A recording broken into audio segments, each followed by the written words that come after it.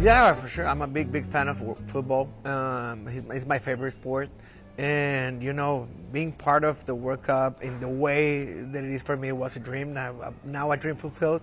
But, with making a song with Jelly Roll, that is an artist that I admire so much, that I admire what he's doing for his genre, for his country, it inspires me so much, and I identify a lot with him. So we made friends in Stagecoach like 2 years ago, if I remember well. But since that day, we were talking about to make a song together, and FIFA just got us in this big opportunity. So I'm more than happy. It's a dream come true for me. The football, soccer, there's a phrase in Spanish that it's the most important of the less important. That's lo más importante de lo menos importante para mí es el fútbol. So I'm gonna watch it in my times. I'm gonna be supporting la selección mexicana, and I'm gonna be. It's my favorite sport. It's like I'm not gonna miss that by any chance. Yeah, since I was a kid, I always think like Mexican music and country music, they were like cousins. They have a lot in common, and my question always was why the artists don't make this approach to country music. They were like this Spanish and country music, more like regional mexicano and country music.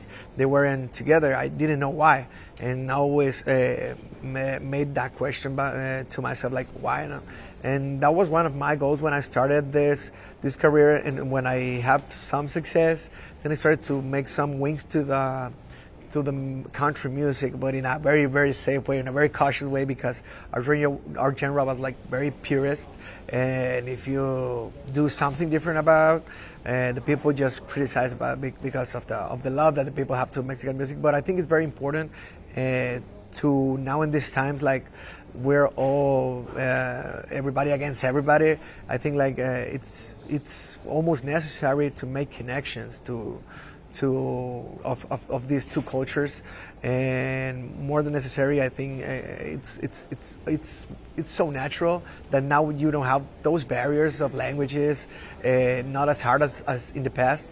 I think it's our responsibility to make this approach and be this missing ¿cómo se llama? Missing chain, este eslabón perdido in this story about country music and Mexican music. Because it's very fun, like as an artist, it keeps you, for me, I grew up listening regional mexicano, but at the same time I grew up listening to rock music, to country music, to classical music, trova. I just grew up a lot of folk music from all over the world. And I think like music it's the same language. In a certain point, the music of all of the world, more in the root music, in the roots of the music, you got a lot of connections, and you got a lot of but I try to follow more my ear and my heart than follow what the market needs or what it's hot right now in kind of sounds. I always think like these are rhythms, these are vibrations, and what it sounds for me in my ear, it's what I try to put on my music, and I hope like the people like it, and I think it's the more like more natural way to express of an artist. And I think like the art has to be like materialize what you feel inside in kinds of music and kinds of art and all of that. And I think like the best what you can do to music and you can do music, and my key of success was the honesty on my music. Juanes, I'm a big fan of Juanes. He's a monster in music. He's an example for all of us. And when we sit down in the studio, this is like a very interesting story. We met before, like in an awards. I don't remember if it was Grammys or something, but after that we just see us like in the awards. I see him and hey, how are you? And we always talk about making music together. And at that time we were in Nashville. I was recording like this project that I'm gonna release, I think, the next year. We've been doing this full English album, like rock, country stuff. And then he came to the studio and we started to write like something, but we didn't want like that song because we just gotta focus on. I just got some mezcales, and then okay, let's think about what really want to record. And we started to hear Octavio Mesa, that is a Colombian artist of folk music that is called carranga, the genre of that music. And we started to write just as we want to express. And we think we got a very different song, this kind of I don't know, it's in English like doble sentido music, like with some kind of tricky lyrics over there.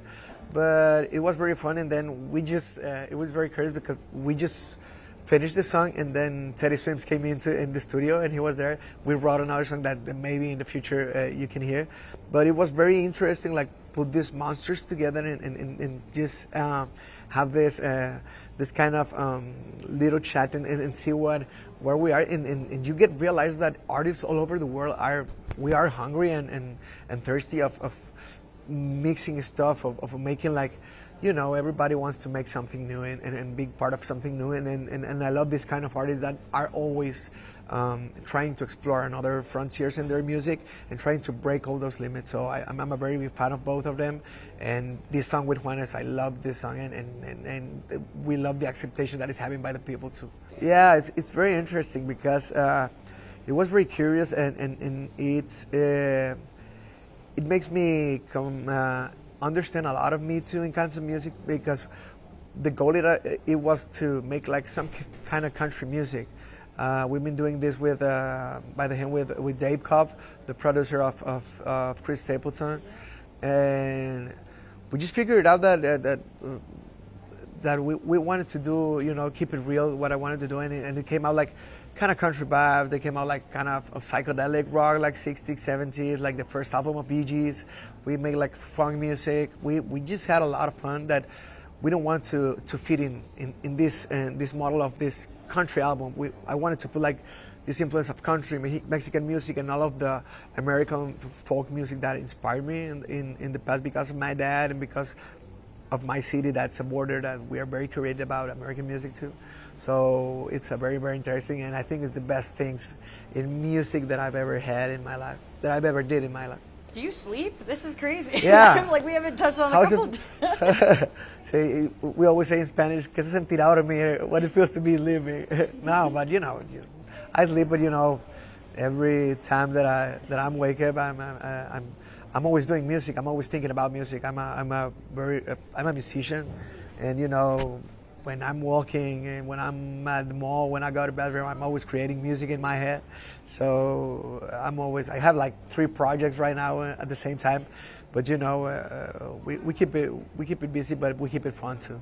Oh yeah, it's always, you know, like I try to keep interesting all of my career, and you know, having all of these different things, it keeps you like kind of this nervous when a lot of people may think like feeling nervous is like you know, it's not making it easier, but for me I think it makes it easier for this career, because it reminds you when you start and you have this hole in your stomach.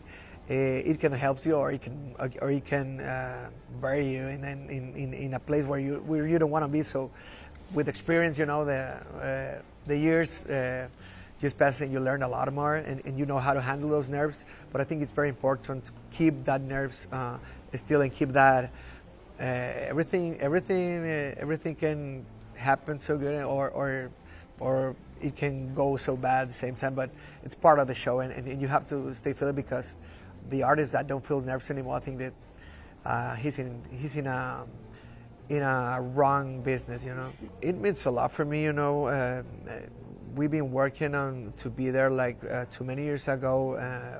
Since this was final built, we just knew about this venue that is coming, and we wanted to work on to being over there, because it's a venue that lets you express a lot of stuff, because all of the tools that the venue has for express what I want to express. So for me, it was perfect, and at the same time, it's like, you know, there was U2, there was the Eagles, there was the Backstreet Boys. There's a lot. I knew that Metallica is gonna make a residence right now, so it's a big deal for me, you know, like with all of those names, and being with my name at the same time with these names on this big venue. It's like, it's crazy for me. I can still not believe it. And we just had like some kind of rehearsals and some kind of looking at what we're gonna show over there, what we are building, and it's.